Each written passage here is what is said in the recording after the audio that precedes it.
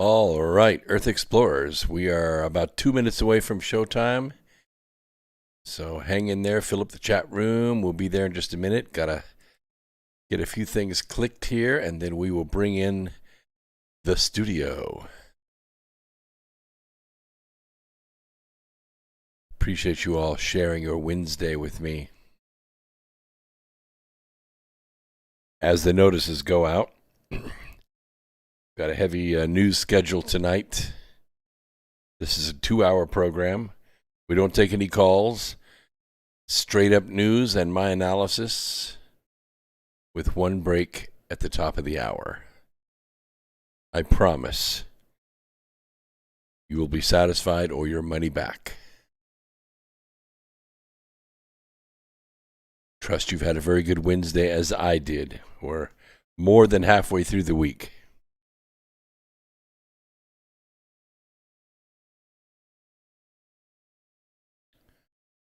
Hope the weather treated you well today. It was a little blustery going here and there around the planet. Go ahead and transfer my picture in there so you can see me. Clicking around here. Good to see you all. I know that the notices are going out to YouTube, and we're streaming live on Facebook and Twitter and Twitch and D-Live. We love our listeners on D-Live. We're streaming. Thank you so much for being there. Yes, we will give away some lemons tonight. Fear not, we will do that. Okay, let's... we got about 45 seconds or so. We'll bring the studio in straight up. Storm's up. Good to see you out there on D-Live. Wow, this is great. Happy Wednesday to you.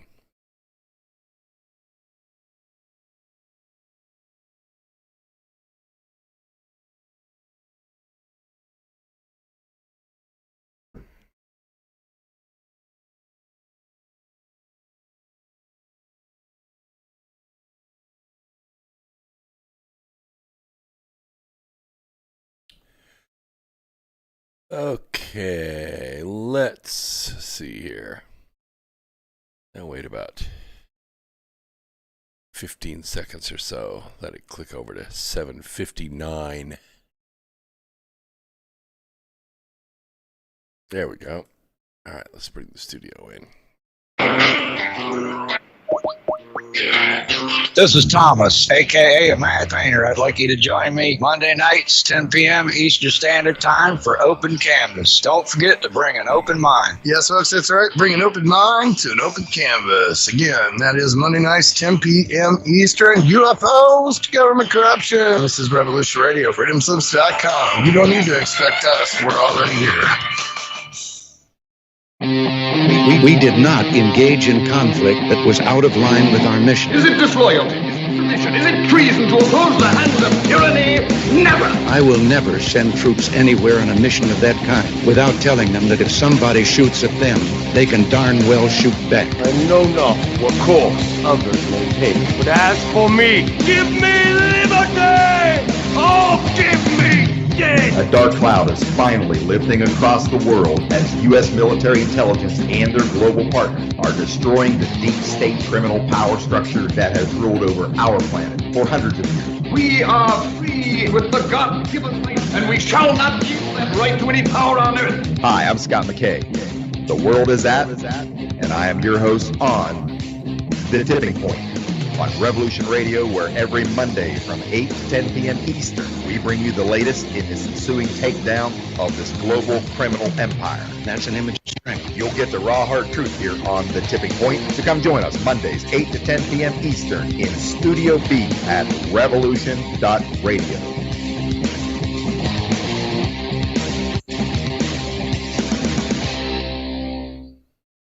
This is the people's war. It is our war. We are the fighters. Fight it then. Fight it with all that is in us. And may God defend the right. Warning! Warning! We gotta stop them! They're gonna kill us all! See how the trouble you've started? be they the government, be they industry, be they organized labor, be they anyone, or human beings. Time when the operation of the machine becomes so odious, makes you so sick at heart that you can't take part. You can't even passively take part. And you've got to put your bodies upon the gears and upon the wheels, upon the levers, upon all the apparatus, and you've got to make it stop. And you've got to indicate to the people who run it, to the people who own it, that unless you're free, the machine will be prevented from working at all. Revolution Radio at freedomslips.com, the #1 listener-supported talk radio station, throwing ourselves upon the gears of the machine. Revolution Radio, where information never sleeps. You called down the thunder, well now you got it. Right! You tell them I'm coming! And hell's coming with me, you hear? Hell's coming with me! Revolution Radio.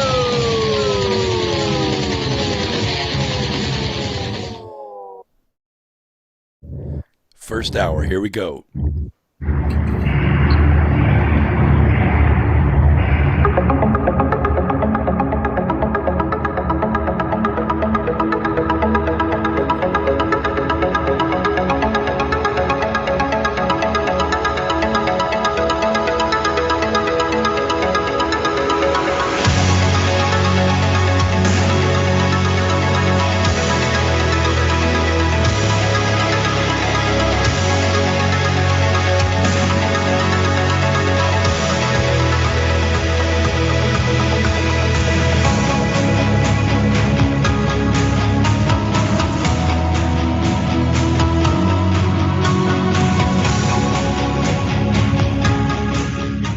And greetings, Earth Explorers. Welcome to X Squared Radio. I'm your host, Brooks Agnew, coming to you live from an undisclosed location east of the Appalachian Mountains.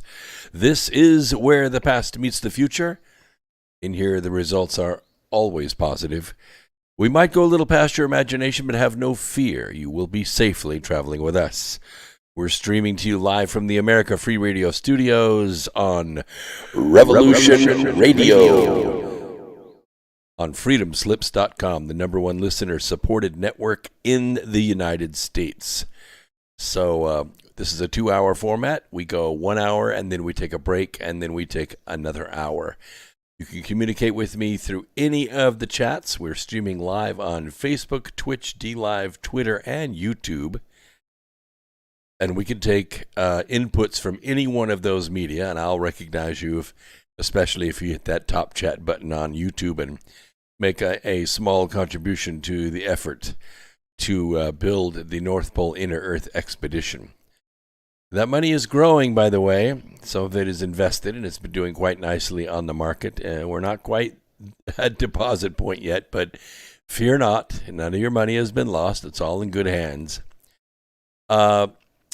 Just want to... Too many people in the chat room to say hey to, Baba Susie, Blue Water, Blue Lincoln, or Space Lincoln Landrew, David Howard, Freedom, Mark Hovsepian, all on YouTube. And then we have David H. on DLive. Storms Up was first in tonight. So happy to see you tonight. Absolutely amazing.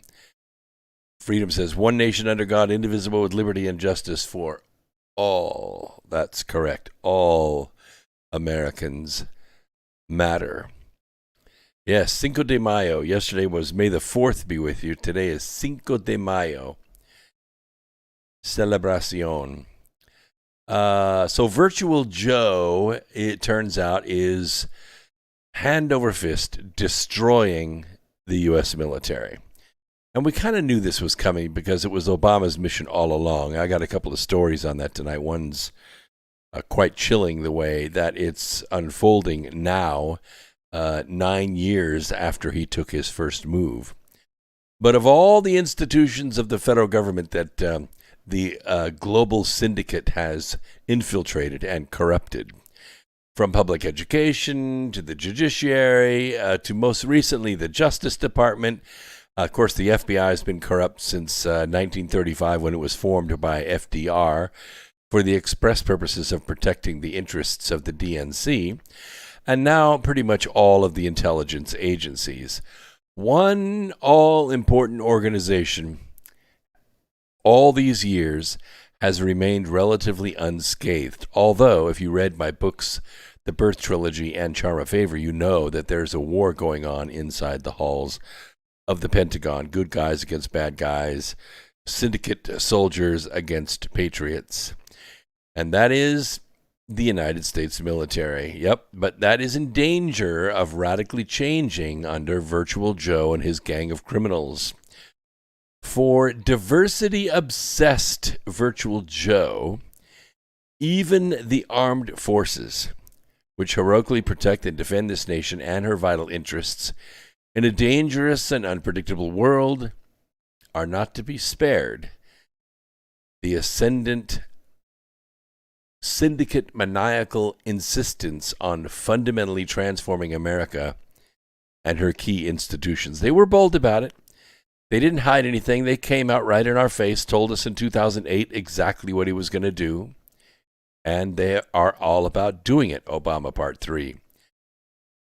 In just a brief period, which is just over 100 days since Virtual Joe's virtual January inauguration, his administration's radical expanse of perverse Obama-era initiatives is resulting in what amounts to an assault on the American military's readiness to fight wars and defend us from foreign enemies, all in the name of social justice, in what they call equity, in what they call anti-racism, in what they call racial radical diversity, inclusion, transgender rights, and of course rooting out all legions of racists and white supremacists that supposedly inhabit the armed forces of the United States.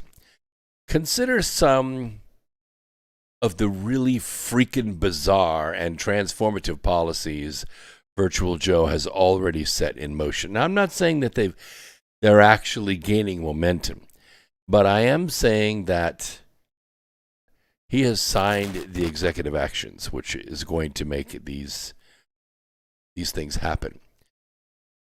The alphabet people. You know who I'm talking about. The transgendered people appear to constitute the one group Virtual Joe is most committed to recruiting into the armed forces. I'm sure it strikes fear in the heart of our enemies. Despite the fact that their condition, gender identity disorder, was universally regarded and diagnosed as a mental illness from the dawn of psychiatry until, I'd say about 2013, right in the middle of Obama's second term, when the powerful LGBT, and you can add Q and plus to that, and you know what the plus is, right? The plus are the minor attracted individuals, the people who can't help themselves. They're attracted to people under the age of 8. 8 is too late for these guys and women. This lobby pressured the American Psychiatric Association to depathologize this condition. In his January 25th executive order, Virtual Joe mandates not only permitting transgender individuals to serve openly in the military, thereby overturning Trump's 2017 ban, but also requiring the military to pay, that would be us actually, the entire cost of transgender soldiers, the surgical transition, the lopping off of the penis and drilling the hole behind the pelvis to make an artificial vagina, which normally ranges from about $100,000 to $200,000 per person. This has led some, including Lieutenant General Thomas Spare, who commanded armed forces in Iraq, to voice concern that transgenders might now join the military for the express purpose of obtaining taxpayer funding to get the gender reassignment surgery. No, they wouldn't do that, would they? They wouldn't go through basic training and learn how to kill people and have their whole mental structure broken down and rebuilt by the military, have their heads shaved, shot full of drugs and different vaccines, dropped into a uniform, put through 90 days of classes, or in some cases 6 weeks of classes if you're in the Air Force, all just to get a free operation? Really? Well, I guess so. In March, Team Virtual Joe hired Richard Torres Estrada to head the U.S. Special Operations Command Office of Diversity and Inclusion. I didn't even know there was such an office. That's got to be right next door to the Deputy Chief Director of Paper Towels. I'm pretty sure. I've seen that office. SOCOM oversees the Army Rangers, the Navy SEALs, and all the other tough guys like the Special Operations components of the Army, Navy, Air Force, and Marine Corps that lead America's counterterrorism and unconventional warfare operations. You know, spies, assassins, terrorists, people that disrupt power systems and blow up water systems and do behind the enemy lines assassinations, those guys. Now, what exactly qualified Torres Estrada, whose most recent job was as Equal Employment Opportunity Officer for the Washington Metro Area Transit Authority, to occupy an important position over America's most elite fighting forces? Do you get it? I don't get it. Well, I guess this is how Virtual Joe and his band of criminals operates. You know, that's the way Big Boss does. If you saw the movie Dick Tracy, you remember Big Boss comes in and he gets Mumbles and all the other criminals out of jail and makes them head over this and head over that and manager of this, and the corruption just rolls on. Estrada was reassigned to other duties while his background and qualifications are investigated. Anyway, after Virtual Joe's new Secretary of Defense, his name is Lloyd Austin, they had to get a special waiver to get Mr. Austin into position on account of two things. First of all, he was active duty. You're not supposed to be able to serve as Secretary of Defense right out of active duty. You got to wait a minimum amount of time. I think it's 3 years. He waited like 3 hours. And the other thing is that he was a big-time lobbyist for some of the military contractors. I don't know exactly which one. It could have been Raytheon, could have been Grumman. I don't know which ones. But you remember, this is the problem we had with Esper. Esper was a big-time lobbyist for Raytheon. And here he was, Secretary of Defense, and he was undermining the orders of the President of the United States. And he was fired. He was summarily fired, straight up in your face, done, and replaced with Mr. Miller and Watnick and Patel. What a great team. But it's too little too late, I'm afraid. You should have replaced him when McMaster was in there. Just get rid of him and put these three guys in there. Everything would have been straightened out by then. 10 days or 20 days doesn't really do the job. Anyway, Mr. Austin, let me get back to him. He insisted during his confirmation hearing that the United States military has to rid itself of, well, no, not what you think. You know, we're not going to rid the military of whiners and weaklings and, you know, people that are afraid of the dark and sleeping alone and all that stuff. No. We're not going to get rid of those people. No. What he's going to do is rid itself of racists and extremists in his ranks, which, you know, that's a comparative term. Extreme compared to what? I mean, boiling water is extreme to ice, but it's not extreme to 1200 psi steam, is it? No. You see, it's a comparative term. Racists and extremists in his ranks, the nation's first black defense secretary, ordered an unprecedented 60-day service-wide stand-down. You know what that means? That means fall in, stand at attention while we go through your records. It's kind of a pause in military activity. You know what I'm saying? In all the services, everything. Coast Guard, park that boat. Just lash it to the slip, get on the dock, and stand at attention until we're done. Navy, drop that anchor, boys, and just wait. Wait for our call. We'll send a boat by for all your extremists. We're going to get rid of them. They're going to root out all the white supremacists. I guess you kind of sort of have to be white for that to happen. And the extremism. It's sort of like they're beginning to bring these two words closer and closer together. It's kind of like, what are those words we used to hear? Oh yeah, deadly coronavirus pandemic. You remember those used to be like three separate words. Like, one was an adjective and the other one maybe could be an adverb because it ends in ly, not really sure. And then there was a noun. But no. Then they became like three separate words in the same sentence, and now they're all joined together. Deadly coronavirus pandemic. You never hear a news person say pandemic or deadly or coronavirus by itself. No. They're all linked together now, like peas and carrots, like popcorn and butter. It's all together now. It's like white supremacists and extremists. They're linked together now. So instead of deploying troops to America's southern border, as Trump did, because we are being invaded, to prevent this from happening, to protect Arizona, to protect Alabama, to protect Texas, to protect these states that are being overrun, absolutely invaded and run through by these illegal aliens pouring over our border with no papers, no history. Evidently, they have money because I've seen them. They're wearing, the latest Walmart clothes, and they all have cell phones. The Democrats who run the federal government now have instead deployed thousands of armed National Guard troops. Oh, not to the border. No. To Washington, D.C. Because it's okay. It's okay to invade Tulsa.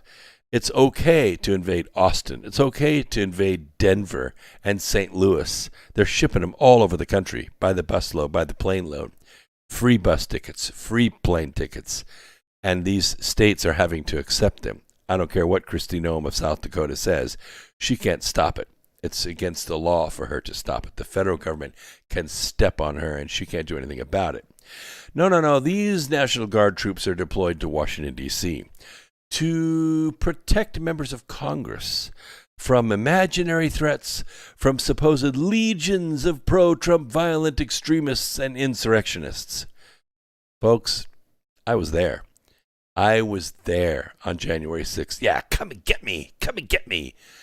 I was carrying my flag. I was singing songs. I was smiling. I was listening to my president. And my feet were sore, and I walked back to the hotel and minded my P's and Q's. And I met with lots of people, lots of wonderful people. And this month, thousands upon tens of thousands of motorcycles are heading for Washington, D.C. to celebrate Veterans Day. But guess what? Oh, their permit was pulled. They're not allowed to park anywhere. I got news for you, Virtual Joe. We're coming anyway. Oh, yeah, 2 wheels as far as you can see. Yep, we're all violent extremists and we're insurrectionists. So what are we to make of this? What are we to make of this? Americans have become accustomed to seeing many of their most vital institutions subverted by these other extremists. Remember, we're talking about a comparative term. If we're over here on the right and we're all truth, justice, and the American way, baseball, apple pie, etc., where are they? For us to be extreme, that's got to be like way over there, which it is. A Virtual Joe says he is considering, now mind you, he's already written 93 executive actions in just over 100 days. Oh, they threw a big fit about Trump's 31, 32 in his first 100 days. Oh, he's a dictator. Oh, he won't work with Congress. Oh, this, oh, that. Woe is me, he's an extremist. Yeah, Trump's done, Virtual Joe's done 93. And here's the bad part. He can't even pronounce the titles. He doesn't even know what they're for. They're written by left-wing think tanks in the UN, in various Marxist universities around the country. He doesn't even know what's in them.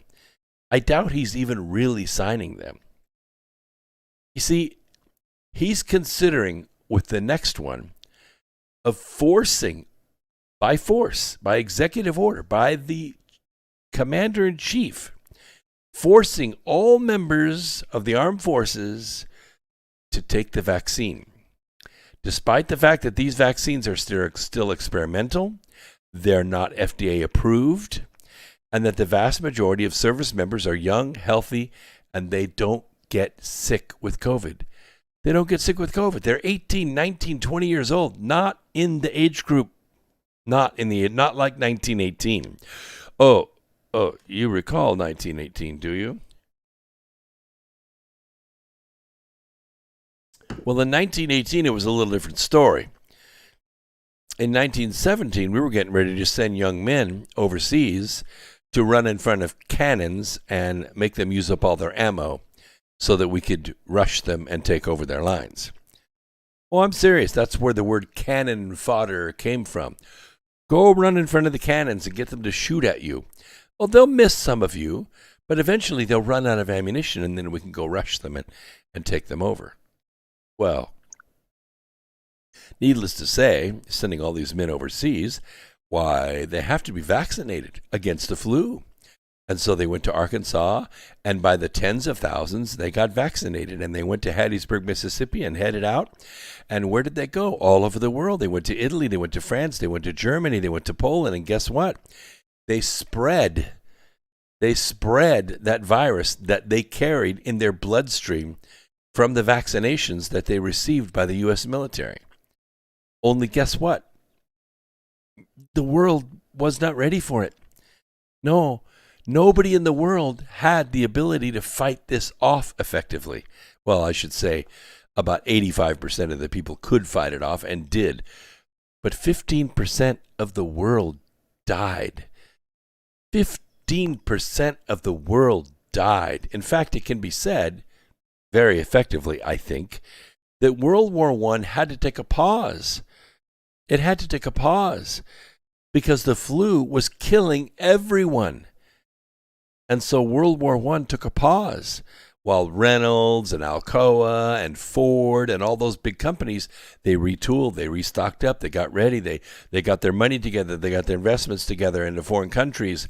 And then in 1939, 1940, 1941, they resumed the war.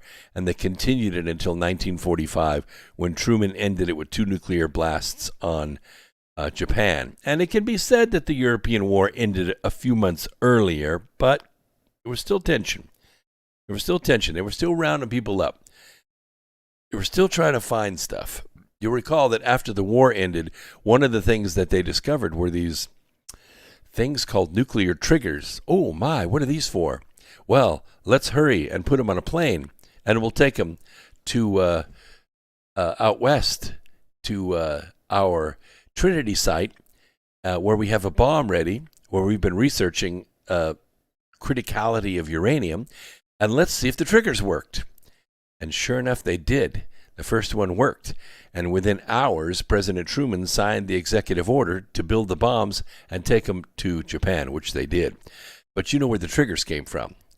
Yeah, they came from Nazi Germany. We didn't build those triggers. They did. By the way, a lot of people don't know this, but those bombs had to be assembled. And they had a limited life. You know why? Because they were filled with car batteries. Yeah, they were filled with car batteries to power the electronics of the bomb. If they didn't use the bomb, the batteries would eventually go dead and the bomb might become unstable. Yeah, so it was like a use it or lose it kind of thing. Those triggers are what made it happen. The point I'm trying to say is that this disease, this flu, is different. It doesn't work like that flu. This flu, maybe it wasn't ready for prime time. I think they were running out of time. Trump's economy was doing way better than anybody thought it was going to do. And he had a year to go, and he was going to get reelected. Nobody was even close to him. They had to smash the Trump economy. They had to smash it. And the only way to do it was to come up with a disease that's so deadly, so frightening, so horrendous that you had to be tested to see if you had it. Yeah, only one problem. It didn't affect young people. Nope, it didn't really affect people under 35 years old. And it didn't affect kids at all. Kids didn't even catch it to carry it. They couldn't even transmit it. And it wasn't ready for prime time. It didn't do what they wanted it to do. But that didn't stop the UN. I said UN, didn't I? What did I mean? I meant the global syndicate. Somebody picked up the phone and to 187 countries and said, shut down. Shut down. I know you're all making money. I know you're all happy. You're all making more money than you've ever made in your life. Your banks are finally solvent. Your people are growing. Your middle class is growing. Your poor is going away. Your poverty is being chased down the street with success. But all that's got to stop. It's got to stop, and it has to stop right now. Because the UN, the World Health Organization, which is a division of the UN, and the CDC, and the National Institute of Health, and of course all the fascists. The fascists were saying, oh my God, you've got to shut down or millions of people are going to die. Well, when the global media empire got behind that, President Trump couldn't stand up against him. He was all by himself. All by himself.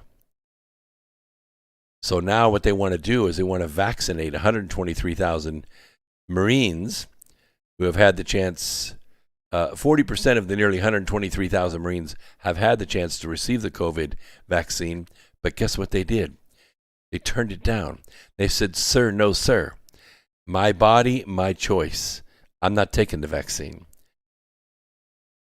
What does the vaccine do to you? Well, we're going to wait and see, aren't we? We're going to wait and see.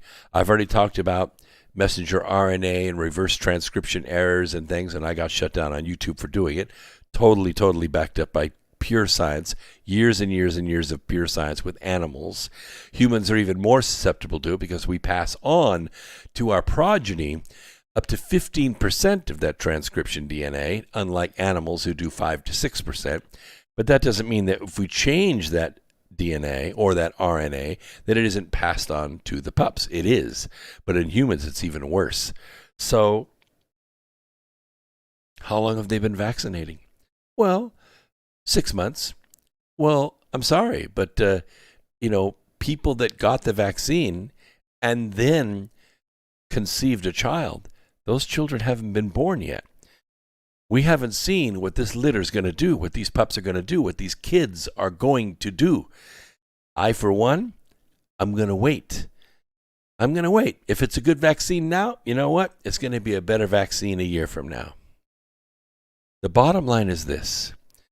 The military, they're not like us. In fact, they're not like any institution of the government in that it involves the transcendent dimension of its participants' willingness to make the ultimate sacrifice.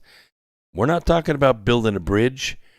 We're not talking about putting out a forest fire or rescuing people from a flood. No.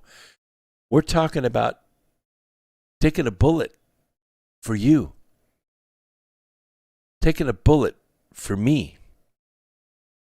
Indeed, the courage, the discipline, the dangers of wartime, the implicit demand that one will be willing to lay down one's life for one's brothers and I guess sisters in the service, as well as the concurrent sacrifices required of the families that are separated from those servicemen for months or years. Right? It sets the military apart from other forms of government service. We're not talking about working for the IRS or even the FBI. This is different. This is stepping into harm's way willingly. Likewise, on the macro level, there is the absolute necessity of building and maintaining the best trained, best equipped, and most motivated military on the planet. That's why we win wars. And that's why China doesn't. China's never won a war outside its own country, ever. You know why? Because its military members are not motivated. They're not motivated to fight for Mother China. There's no Mother China. They're not willing to fight and die for the Communist Chinese Party. Most of the men that are in the military don't have wives. They don't have families. Why? Because of China's one-child policy. You know what they want? They want a ranch in Oklahoma. They want a farm. They want a restaurant in Louisiana or Seattle. They don't want to fight a war for the Communist Chinese Party. That's not what their army is about. Oh, I heard all their marketing stuff, and you have too. But the American fighting force is a cohesive force that will fight and die for one another and you. And so that makes this call to be a guinea pig by the president that much more insulting. You know what these military would rather do? They'd rather not be in the military than be treated like that. They would rather face a bullet. They would rather face a blast, a gas, something in the battlefield where at least they have honor. But they're not bowing their head and rolling up their sleeve to die. They're not going to do it.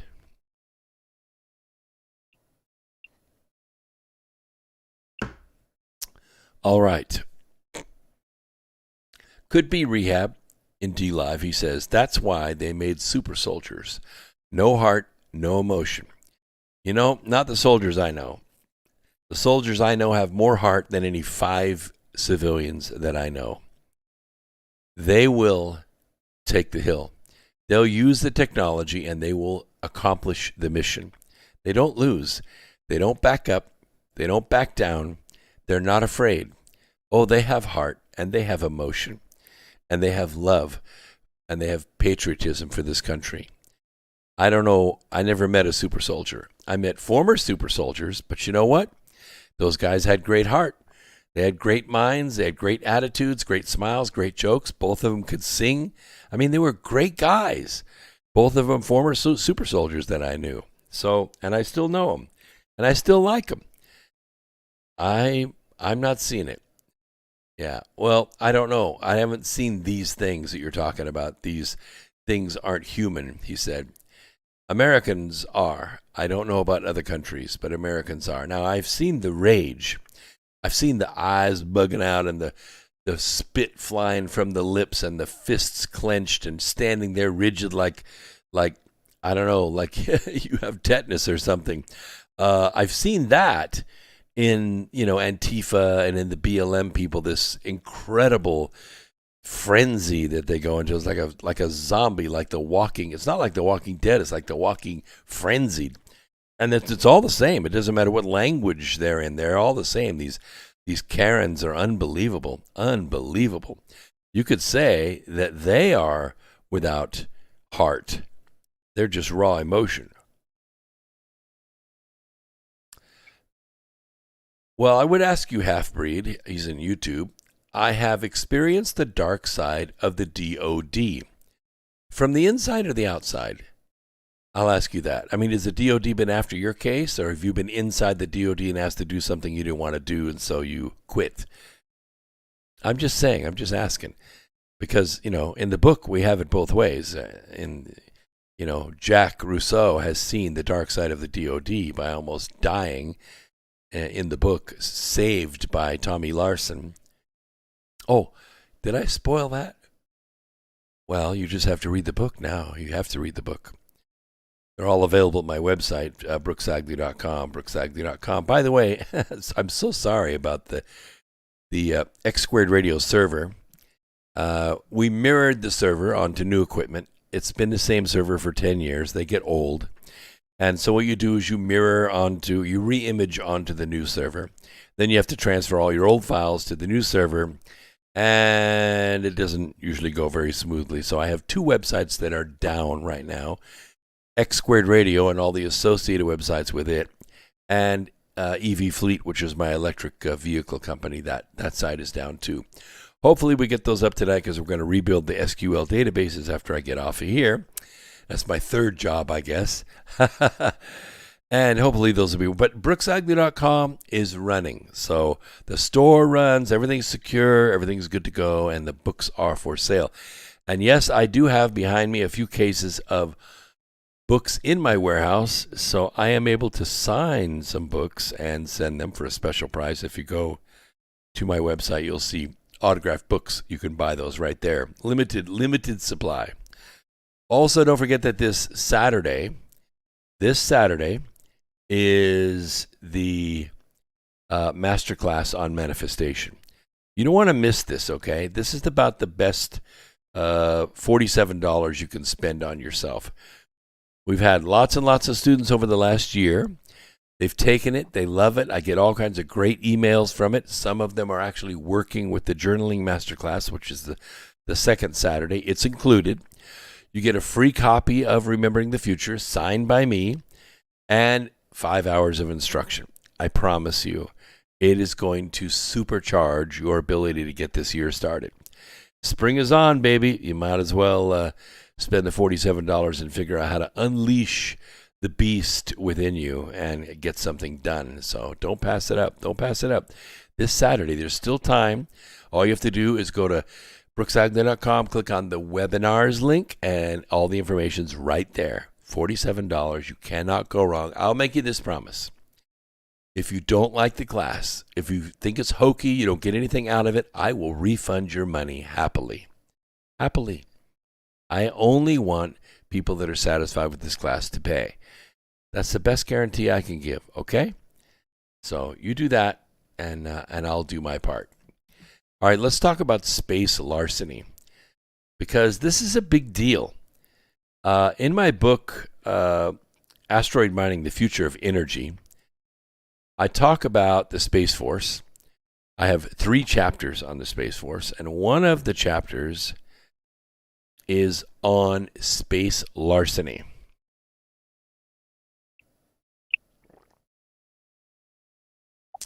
Because, once you're out in space, there's no sheriff. You have your satellite out there, you have your probe out there all full of gold and platinum and maybe a plutonium battery.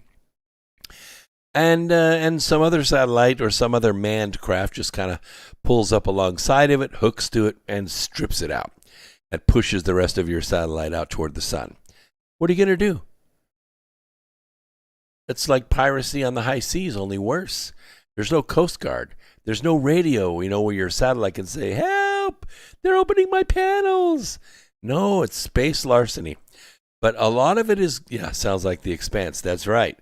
If you haven't watched The Expanse, you need to tell a friend, go watch The Expanse. 5 episodes, and the 6th is coming. The 6th is coming, and it's going to be the final one unless they write more books. Final one. Don't miss it. Don't miss it, okay? It's a great series, It started out written by the guy who wrote the game, The Expanse, and the first season was carried by the Sci-Fi Channel. And it played, and everybody loved it. But they didn't go with it anymore. So what happened was, I think it was Amazon picked it up. And when they picked it up, was it Netflix? Now you got me confused. Is it Netflix or is it Amazon? Space Lincoln Landry, you're on season 3, so I'm not going to spoil anything. But is it Netflix or Amazon? I don't want to steer anybody wrong here. Anyway. The point is that larceny is a big issue in space. And space is the ultimate strategic high ground. I've said it, it's Amazon. See, I was right. James, thank you very much on DLive. And Rehab says Netflix. Okay, you guys go check it out and see which one it's on. I believe it's Amazon. Yeah, I'm pretty sure. Amazon Prime. So, I've said many times that he who controls the moon will eventually control the Earth, because space is the ultimate strategic high ground. Whichever nation controls this domain is going to have unprecedented access to Earth, because, you're only a couple days away and you can see everything and you can defend yourself.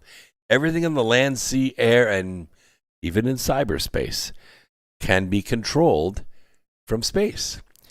And the United States, since Sputnik, has been the dominant space power.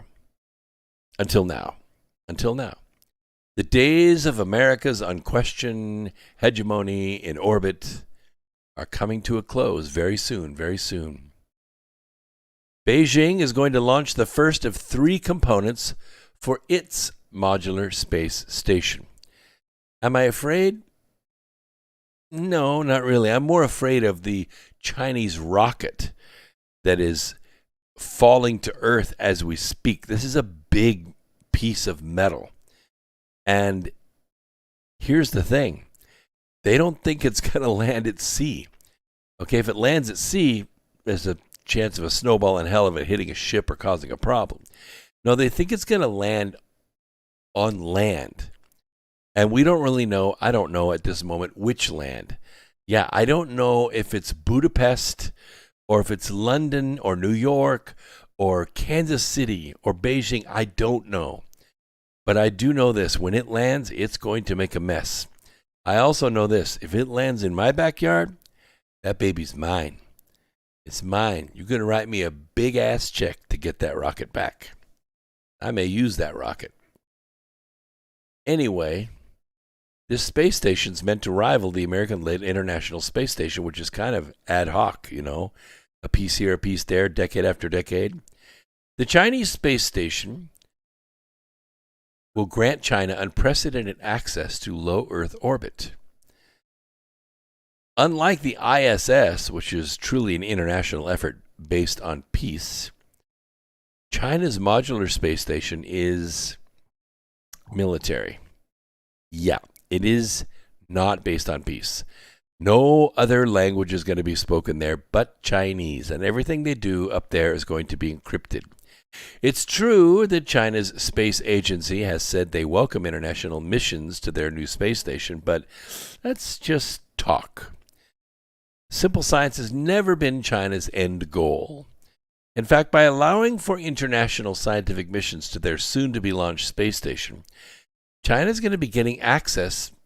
They're not going to be giving access. They're going to be getting access to all the intellectual property and trade secrets of the other nations and other corporations that visit. And like they have always done with foreign entities, which is us, China is going to steal everything. Essentially, international cooperation with China on their space station will amount to nothing less than the greatest technological transfer to China since Bill Clinton. We know that China's leaders have viewed their new station in strategic terms. All the way back in 2010, Beijing reorganized its military to fight and win a space war against us. Yeah, they've had 11 years to focus on this, and all the money in the world. So while China's new modular space station is nothing new, I mean, both the Americans and the Russians have been operating on space stations for, 30 years? China's space station program is one piece of a larger strategy for Beijing's comprehensive dominance over the Earth. Now, I talk about the Gateway Project and Artemis and our efforts to mine the moon and mine asteroids for their wealth. Not the least of which is helium-3, but of course there's gold and titanium and platinum and of course water. Big, huge asteroids of water in space. And once you have water, you have oxygen. And once you have water and oxygen, you have fuel. And I've talked about turning some of those asteroids into space stations. Yeah, why build a space station from scratch out of nothing but the vacuum of space when you have an iron and titanium asteroid, the size of New York City, that you could move into one of the what are called Lagrange points, or the place where Trojans asteroids could hang out, a point of gravitational equidistance in the orbit of Earth, near Earth. You could set one of those there. It will be stable for millions of years, and it'll be large enough to have some modicum of gravity and all the raw materials you need to build and build and build and build. And you don't have to haul anything to space except people and tools. So, a few years ago, Chinese scientists advocated for installing a laser at the base of the Chinese space station once it is in orbit. What in the world would they need a laser for? to explore space? No, no, no. China claimed that a laser could be used to clear dangerous debris from space around the Earth, kind of burn it up if it got in the way. Like, gee, your weather satellite's in my way. Gee, your surveillance satellite, it's in my way. Of course, most systems in space are dual use in nature. In peacetime, a laser could be used to clear dangerous space debris, but in wartime, it's the expanse, baby. It's the expanse. It could be used to disable critical American satellite constellations already up there. When the Obama administration proposed placing a laser on the ISS to clear space debris, it shied away out of fears that either Russia or China would accuse Washington of weaponizing space. Oh, pray tell. They've been doing that since 1967. Hate to tell you.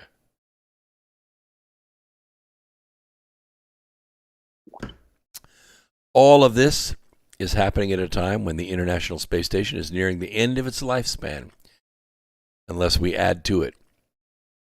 To compound matters, Russia, a major contributor to the ISS, is threatening to detach its portion of the ISS soon in order to create a Russian space station in orbit. Yeah, they're just going to take their Russian part, detach it, and move it over and hook it up to their new space station. So the ISS is going to get smaller and smaller and more irrelevant. It will soon become prohibitively expensive to push it a little further out into space. In order to do that, they have to make it go faster. So they have to take fuel up to put on the space station. And you can't just fire up the rockets and accelerate. That thing looks like a erector set up there. It's not a rocket. You start blasting that thing off at 3 Gs, it's going to come apart like a daisy smack with a 9-iron.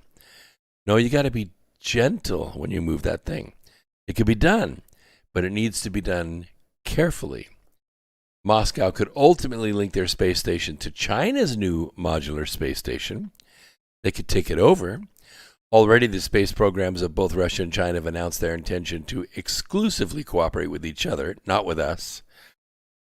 Moving Russian ISS components away from our ISS and into the CSS, the Chinese space station, would augment this growing authoritarian alliance in space. This is exactly why the Space Force was created. Going forward, the United States must plan for a future when the ISS no longer factors into the budget. You're going to have to build the Lunar Gateway program. Seems like a waste, but it isn't. The Gateway has way more capabilities than the space station. It could keep the space station inside of it. Jeff Bezos' Blue Origin company is attempting to build out the capacity to create private space stations between Earth and the Moon. This is what we call cislunar space. So nobody has to, blast through the Van Allen radiation belts, which you're only in there for a few minutes anyway. People make a big deal out of it, but it's not really that big of a deal. A little bit of shielding and a whole lot of speed, and you're through it. And unless it's acting up particularly bad, which it usually doesn't, in the 60s and early 70s, they just flew around it.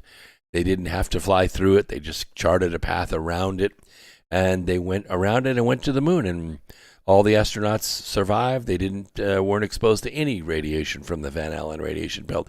And we're talking about a big old titanium can. Had a little bit of shielding, but nothing capable of shielding you against the high energy particles in the first or second radiation belt. The first one, closest to Earth, is mostly full of energetic particles, and then outside of that, energetic ions and X-rays and things like that. Bigelow Aerospace and Virgin Atlantic, as well as a quadrille of other private space startups, and they're changing all the time because, well, they're building up to a certain point and then selling out, which I don't blame them. You work for 20, 25 years on something, you get it to a certain point, and mama says, dude, I'm a plant mama here. I'm a plant I'm a plant widow. You've been working 100 hours a week for 20 years. Sell that thing. Sell that thing to Bigelow and come home. And so that's what they're doing. And a lot of the architecture is very similar. They're using Linux and Zigbee boards and Arduino and what do you call it, Raspberry Pi and all this, basic hardware in order to build these complex little suitcases that are components to build things like GPS satellites and internet satellites and other things, retro rockets, ion drives, things like that could all be universal and be used on all kinds of different craft. Well, they're acquiring one another, and it's happening at a very rapid rate. Some of them are publicly traded, some of them are not, and they're just being amalgamated into one big private effort. I can tell you right now that the helium-3 that's on the moon is so valuable. It's a 10,000-year fuel supply, clean, totally clean. It will outlast all the oil and natural gas on the Earth 1,000 to 1. 1,000 to 1. Yeah. I mean, 10,000 years of fuel on the moon, and it's only a day and a half from here. Okay? It's not that hard, and no one's there to stop us. Just go up there and mine it until the Chinese get there. If the Chinese get there first, we're pretty much hosed. And time is running out, Earth explorers. Few American policymakers are paying any attention to this. You know why? Because they're paying attention to their own damn checkbooks. They're paying attention to their own insider trading. They're paying attention to diversity and alphabet people and getting reelected in 2 years. And they don't give a rat's ass about the moon. But I do, because I care about you and your kids and your grandkids. And I care about the air and the trees and the water of this earth.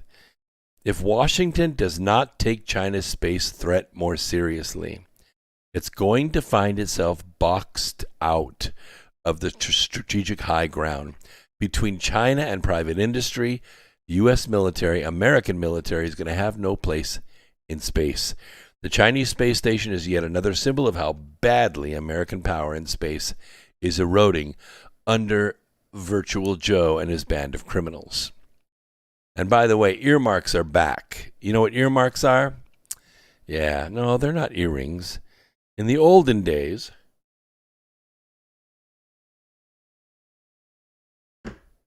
they didn't have omnibus bills.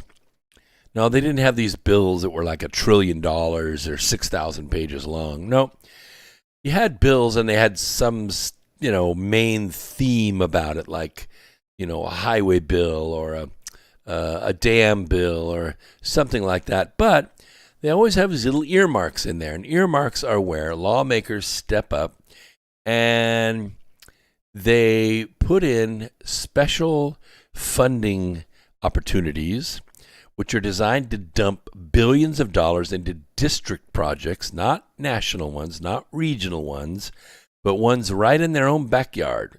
Consider it insider trading on crack, okay?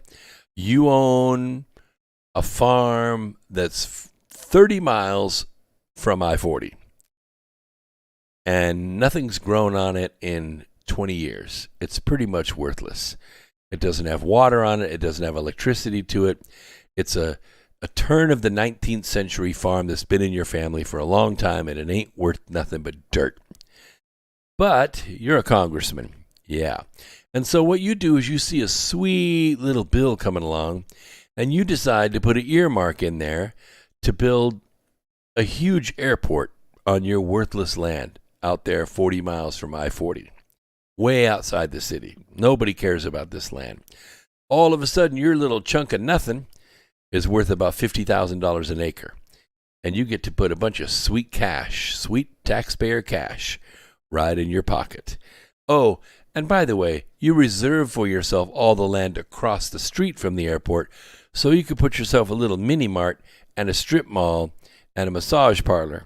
Yep, and that way you can keep making money off that airport and all the employees that work there. How about that? That's called the earmark. We did away with them. We did away with them because they were so corrupt. They were so blatantly corrupt. But, we've been doing omnibus bills since then, and I kind of actually like the earmarks because the earmarks have something on them that the omnibus bill doesn't. Yep. It has a signature. Yeah, we know where the money went because the name is right on the line. And that's how we can follow the crime. But in the omnibus bill, It goes through this shell corporation and that nonprofit and this foreign nonprofit and then back around through Canada. And next thing you know, it drops right into their personal checking account. Or it buys a house for them in Martha's Vineyard. Or it buys another house for them in D.C. Or it buys a house for them in the Bahamas or Dubai.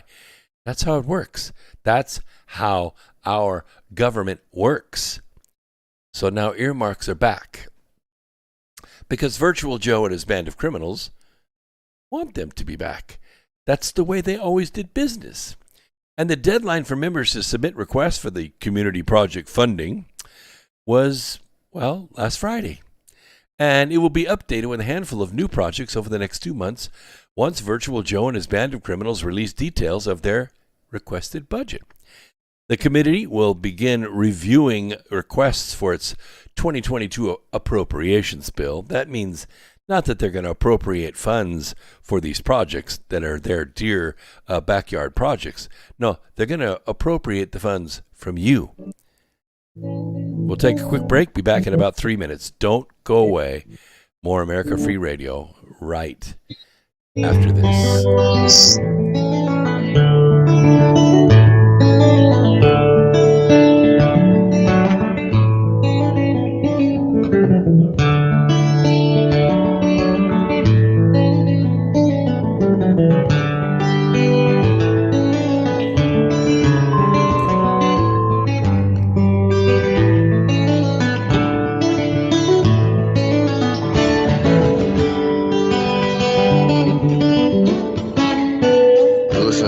Radio at freedomslips.com, and we'll be right back after this message.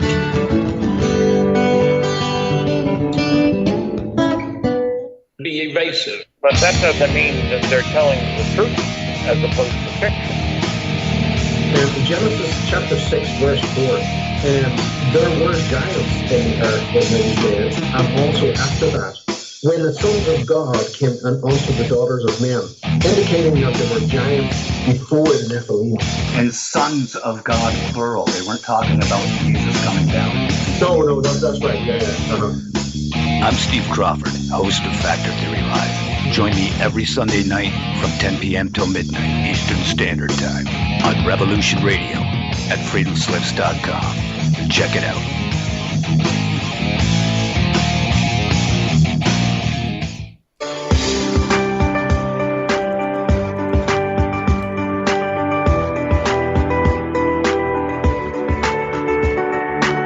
Transcending time and space, let us take you to the place inside your mind where thoughts divide and mysteries unwind. Join us every Monday evening right here on Revolution Radio at freedomslips.com from 8 to 10 p.m. Eastern Time. And you will catch the Fenton Perspective with our great host, Lorian Fenton. Come listen in as she shares her amazing stories from the past to present, along with all of her guest secrets to the future. That's the Fenton Perspective every Monday evening right here from 8 to 10 p.m. Eastern Time, only on Revolution Radio. Oh, and you don't need to expect us. We're already here.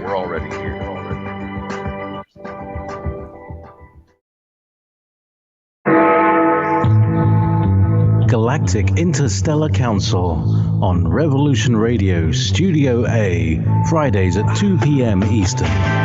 Join us as we traverse the starseed paradigm,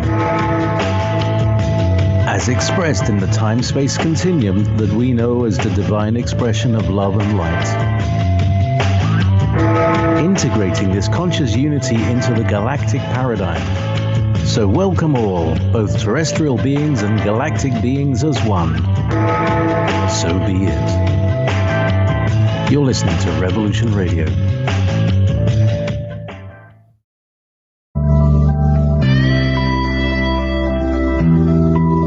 If you think for 1 second that the Capitol will ever treat us fairly, you are lying to yourselves. Because we know who they are and what they do. This is what they do, and we must fight back.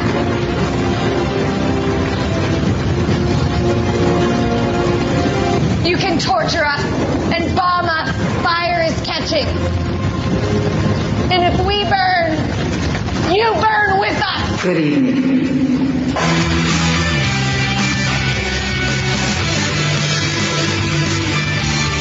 Are you awake yet? I hope.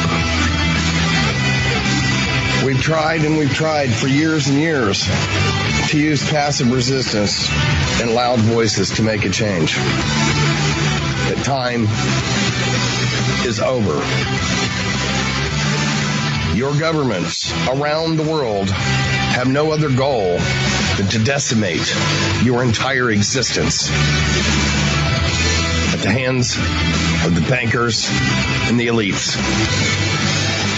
The war is coming, and it's your choice to decide if you want to be a warrior or a victim. Denial is not a choice anymore. Revolution Radio, freedomslips.com, the #1 listener-supported radio station on the planet. Not giving up. Revolution Radio.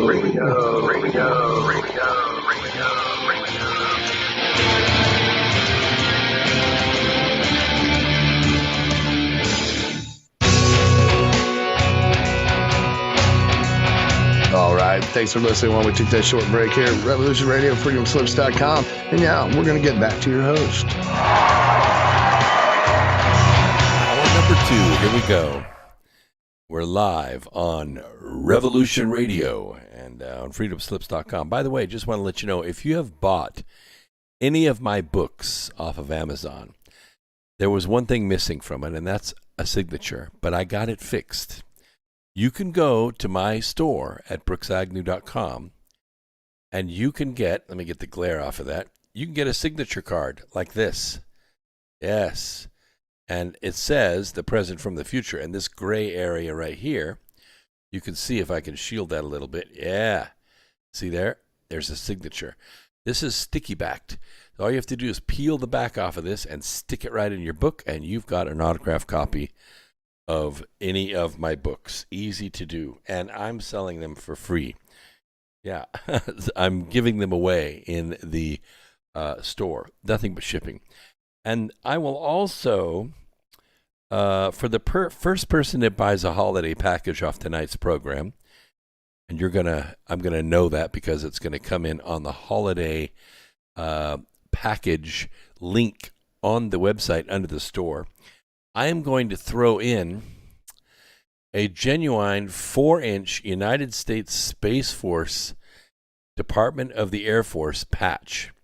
This is not an iron-on patch. This is a real embroidered patch. I have an extra one. I already sewed one on my motorcycle vest.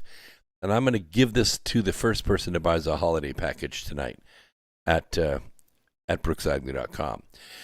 You know, the thing about these earmarks, you know, among the winners in the earmark nominations, it includes a proposal from House Speaker Nancy Pelosi herself requesting $1 million for the Courage Museum, of course, in San Francisco.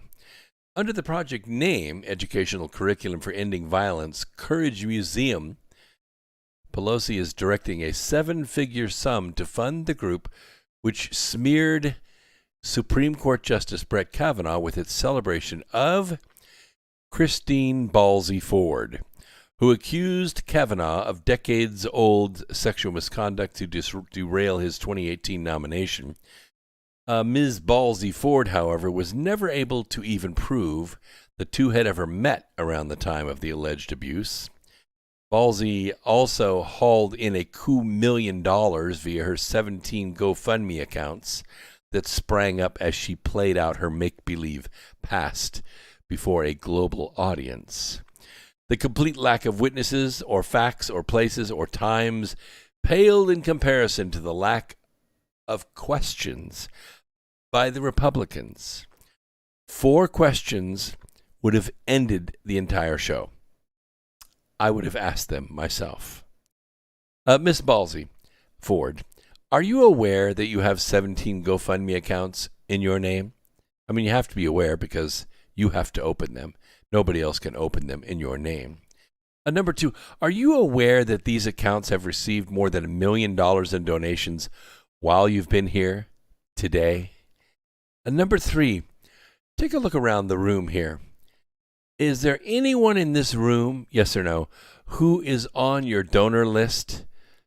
Because I have the list, and I know. I'm just asking you, do you know? Do you see anyone in this room on your donor list? And number 4, is it true that your curricula is focused on teaching would-be CIA agents how to lie under oath? I rest my case. Other requests submitted include California Democrat Republican Barbara Lee. She's asking for $360,000 to fund an LGBT mobile health and gender-affirming care center. And Massachusetts Democrat Representative Ayanna Pressley, you know who she is, right? One of the squad, one of the 4 horses' asses of the apocalypse. She wants $300,000 to fund, equity education at a local school district. Yeah. Republican lawmakers also appear to be taking advantage of earmarks, and we need to take their names down because remember, on those earmarks, there's that little old thing called a signature. We know exactly who you are. To score special project funding in their own districts, including Kentucky Representative Hal Rogers. He wants $2 million of your money to develop a downtown marketplace in his rundown East District. Earmarks are a criminal tool that are used to launder taxpayer money to lawmakers through the individuals and companies who receive the government grants. And by the way, if you receive that money, you're obligated to give 10 to 20% of it back to a charity of their choice. You see, that's how the earmarks work. That's how the earmarks work. Solar panels. Some of you have them on your home. Some of you have been thinking about putting them on. Some of your neighbors have put them on. You know, it was only a matter of time before someone figured out how to make solar panels more efficient than silicon. Well, perovskite has a lot going for it in our search for a cheap, efficient way to harvest solar energy. With a dusting of this pixie dust, known as perovskite, these organic molecules, these crystalline structures, have been able to convert more than a quarter, that's 25% for those of you in government schools, of the light falling onto them into electricity. Right now, we're limited to efficiently and economically about 15%. 15% of the energy of the sun that strikes the panel is converted into electricity, and that's about the best. You could probably get up to 20%, but the panels are very expensive. They're like NASA quality panels. 15% is about average. Actually, it's above average. But we're talking beyond 30% here. Outperforming silicon-based cells, which is currently everything you see out there that's black on the roofs of houses all over the country. And it's also cheaper. Yep. It's all good on paper, but in reality, something's been holding the technology back. You combine calcium, titanium, and oxygen under the right conditions, and you'll form repeating cages of molecules that look like a bunch of boxes joined at the corners. Regardless of the elements involved, the particular crystalline pattern is called perovskite structure. Make one from lead iodide, throw in an organic compound like methylammonium for a positive charge, which is a plus 3. And you splash on some sunshine, and you'll be on your way to generating a current of electricity.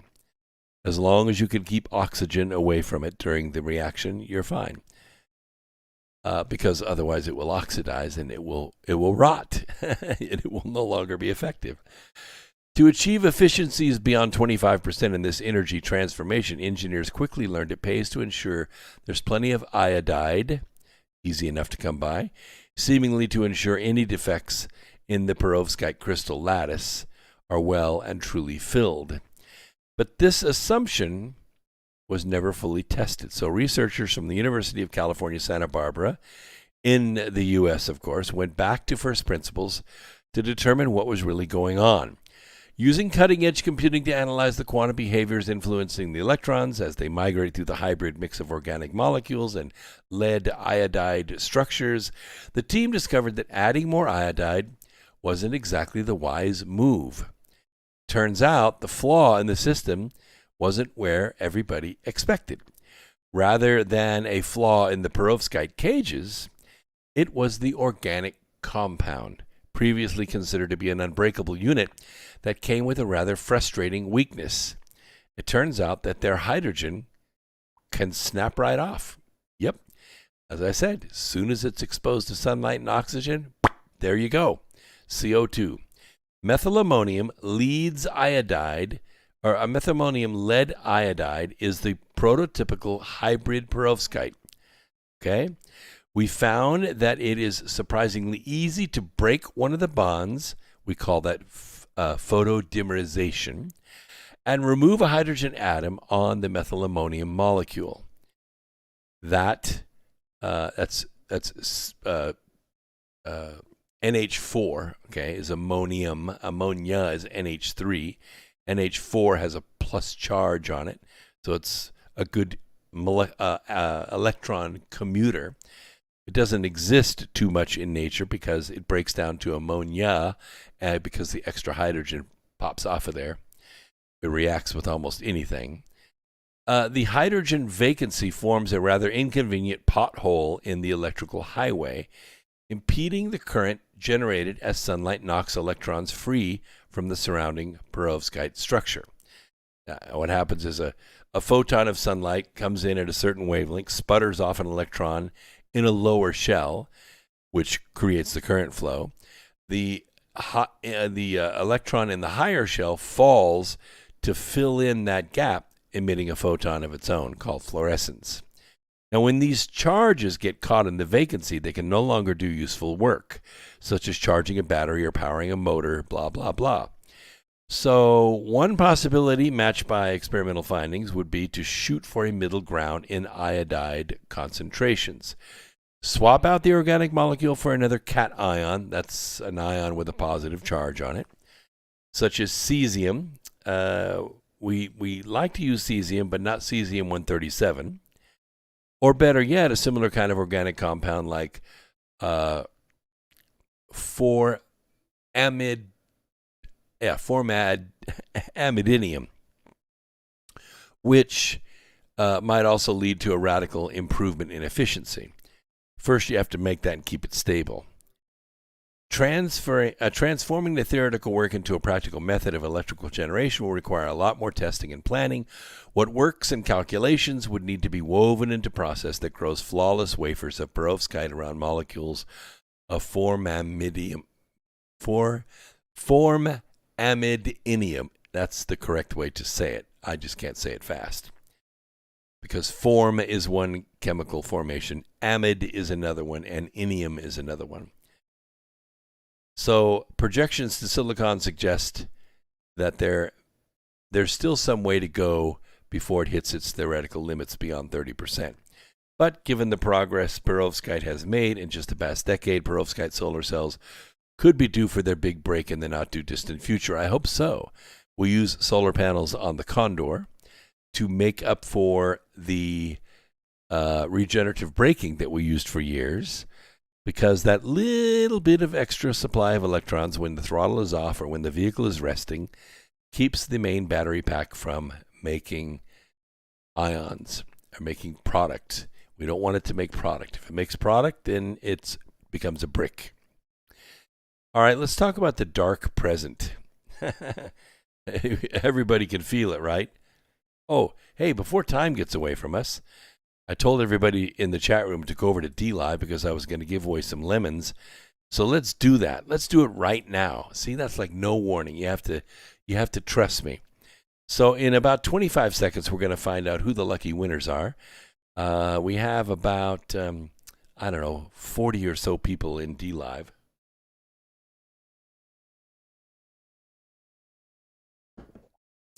And 5 of them in 10 seconds are going to win some lemons. What are lemons? Lemons are cryptocurrency in DLive. So if you're following me in DLive and you've set up your account in DLive, where it is linked to your bank account, the cryptocurrency is real money. Yes, so Steve Y62 made 37. Anunanza 11, 21.7. Mark Hovsepian 15.9. Wild Boar 3000, 12.9. And Storms Up, first guy in today, by the way, 10.9. Very nice haul. 5 lucky winners of 108.2 lemons given away by America Free Radio to its loyal listeners on Wednesday night on Revolution Radio. I'm so glad. Yes, Tennessee is in the house. Nice, Cannon Sanders. Good to see you out there. Good to see you out there. The global human population appears to be hurling toward dystopia. And I think all of you can feel it. It's like somebody hit the gas. Somebody let second gear kick in, an automatic transmission in that torque flight transmission. The deeper question remains, will the coming authoritarian hellscape be more Mad Max, kill, rape, pillage, scorch earth style, or is it going to be more lobotomized, institutionalized, submissive, heavily medicated style? You know, we got two different, now what's turning out to be nonfiction books.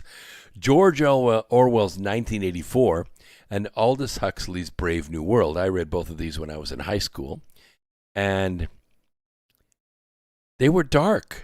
They were dark, and we saw movies like Soylent Green and Cloud Atlas, and these movies sort of depicting this dystopian future. I read the first quarter of 1984. I don't know. I think I read the whole thing when I was a junior in high school, and it was dark. It was really dark. The human misery of Winston's world leapt from the pages in crystal clear notes. And nobody ever thought it would come to pass. Everybody thought it was just impossible. In the 1970s, that kind of thinking in reality just wasn't there. 1984, in everyday parlance, is synonymous with the ethos of that novel's brutal ruling class, kind of like we have today, right? The prevailing ideology of the state depicted by Orwell was summarized in its arguably most haunting quote. And I'm going to read it for you. Just see if it resonates with you. I quote, "If you want a vision of the future, imagine a boot stamping on a human face forever." Police state rule by cop is the standard concern when most civil libertarians discuss authoritarian overreach. Most people don't experience this. They obey the law. They don't drive too fast. They don't steal stuff. They don't commit larceny. They don't commit battery. They hardly ever interact with the policeman, ever, unless they're stopped at a roadblock, but hardly ever. Average person never gets to speak to a policeman for years on end. But the party of 1984, which let's just call it the global syndicate, the deep state, if you will, pursues power not really as a means to an end, okay? They're not like trying to accomplish something. But the control is the end, okay? It is the end entirely of itself. It's the pressing forever of the nerve of power. That's what it is. In the book it says, "That is the world that we are preparing, Winston. A world of victory after victory, triumph after triumph after triumph, an endless pressing upon the nerve of power." Close quote. It is violent, and beyond that, celebratory of violence in a religious fashion that is the rawest expression of state power. Strap a mask on everybody's faces, force them to their knees, drive them in fear to stay home in order to stay healthy and safe. Rather than words, which Big Brother seeks to ultimately eliminate, brutality. is the native language of the party in Orwell's vision. Now, this is the premise of which Orwell and Huxley part ways right here in their predictions of what form future totalitarianism will take.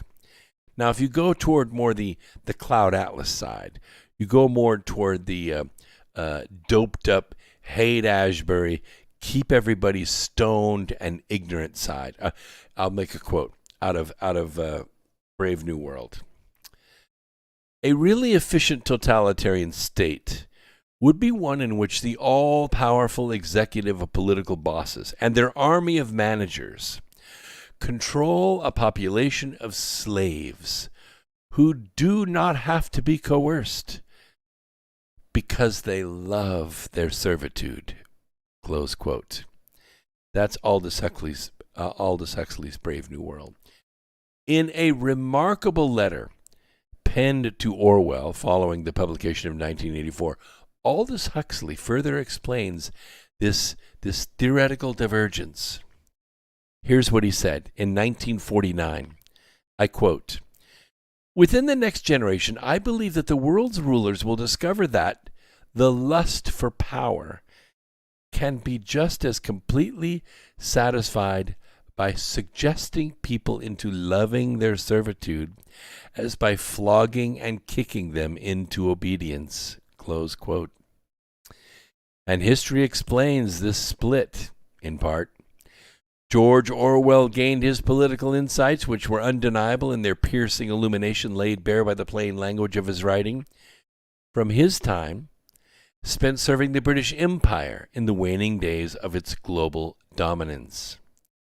Yeah, his vision of the ruling class of Oceania was ripped from the pages of British colonial history, just taken to its logical, absurd, and brutal conclusion.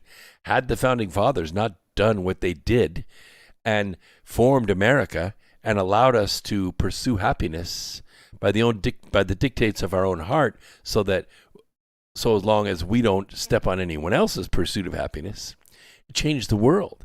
Capitalism changed the world, allowing people to own their own freaking corn and sell it for themselves. Changed the world. Contrarily, Huxley, he ran in the circles of the behavioral science wing of the ruling class that oversaw the Industrial Revolution. You know, the people that wrote The Wizard of Oz. You know, Frank L. Baum's political satire on the Industrial Revolution, the industry, which was the Tin Man, the dumb farmer, which was the straw man, the cowardly lion, who was William Cullen Bryant, who ran for president I don't know how many times and never followed through, the Wicked Witch of the West, the Wicked Witch of the East, Dorothy, which represents us, you know, kind of blown around by every wind of doctrine and not realizing that she had the secret of going home on her feet the whole time. No, they weren't ruby slippers. In the book, they were silver, because America had been taken off the silver standard, and Frank L. Baum was trying to say, look, if you just go back on the silver standard, we can rescue this country. That's what The Wizard of Oz was about, not flying monkeys and all that. I wrote a paper on it, so I'm just telling you I know what I'm talking about.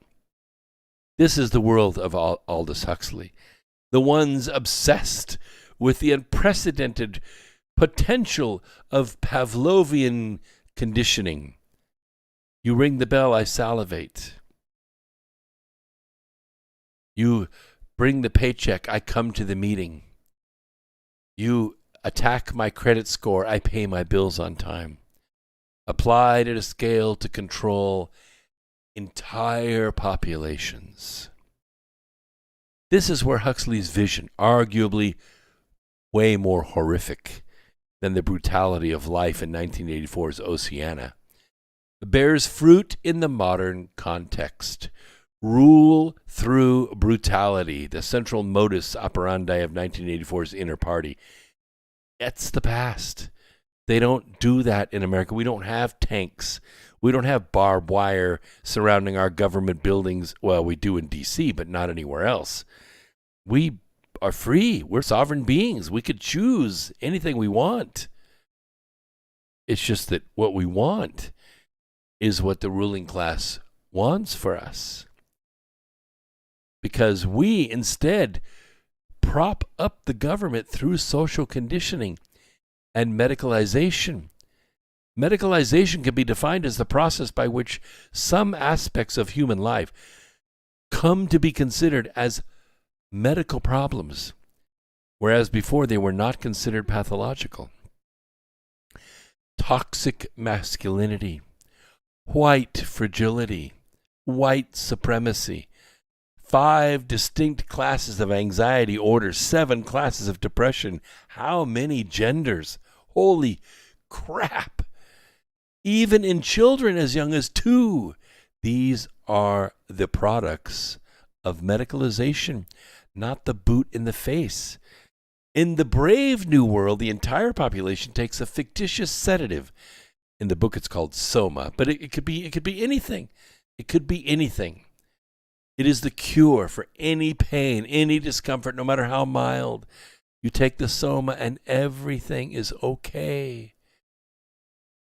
She had inconspicuously swallowed 1/2 gram of Soma, with the result that she could now sit serenely not listening, thinking of nothing at all, but with her large blue eyes fixed on the warden's face in an expression of rapt attention.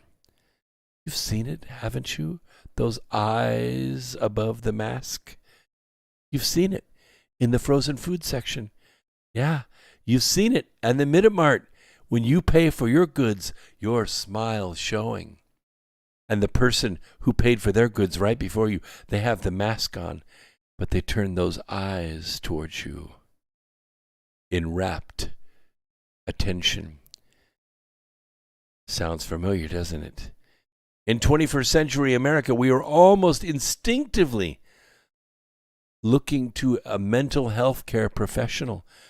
How many of you know people that have therapists that they go to once a week, once a month? Somebody, some magazine, Men's Health, Women's Health. By the way, have you looked at Parents Magazine for the last year? Parents Magazine only has parent, woman, just one parent, kids, but single mothers. Why? Because having a husband is a medical condition for which the cure is no husband. You understand? Yeah. Millions and millions of Americans take Xanax, Valium, Ativan, Klonopin, Lexapro, Effexor, Zoloft. Wow, that's a big seller. Adderall, Abilify, Elavil. Ask your doctor about whatever. And of course, if you have the side effects of insomnia, thoughts of suicide, anal leakage, then stop taking it and see your doctor right away. You see, we believe and we remain in this spiritual psychosis. For your problems, you get an avalanche of pills down your throat and injections into your veins. And if one healthcare solution doesn't work, not to worry. We have another one and another until you are numb. Until you transition into the perfect slave with the perfect slave score, the perfect work attendance or non-work attendance. You put on your mask, you drop your face, and you shuffle along looking at your phone. This is spiritual warfare, Earth Explorers. And the slaves taken in the silent conquest don't know they are captured. They're living out their lives in ignorant, medicated bliss. They're all over the place. The evil genius of the social engineers is on full display. Billboards, door signs, before you walk into any business, a restaurant, a Minute Mart, a theater, you must have the mask on to gain entry. Profile pictures of those who have grown to love their servitude. Even their dogs have masks on.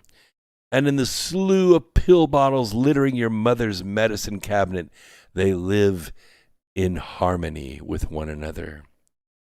Just read The Brave New World and learn for whom and to what end you suffer.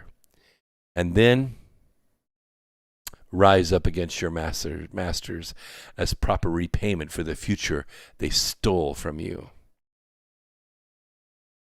It's not all going as planned, though. It isn't. The first Saturday in May has become a holiday for thousands of people from around the world. Every year, the Kentucky Derby at beautiful Churchill Downs in Louisville is packed to the fences with people enjoying the spring beauty of that land. It is a southern dress-up spectacle with friends and food and mint juleps and classic southern charm, all wrapped around the most exciting 2 minutes in sports. The people in the stands, they look gorgeous, dressed to the nines. The weather this year was 70 degrees and sunny. Right before the big race, the University of Louisville marching band played the time-honored classic, My Old Kentucky Home, as they have since the 1920s. Thankfully, the state anthem was not canceled on Derby Day, as some on the militant left would have desired.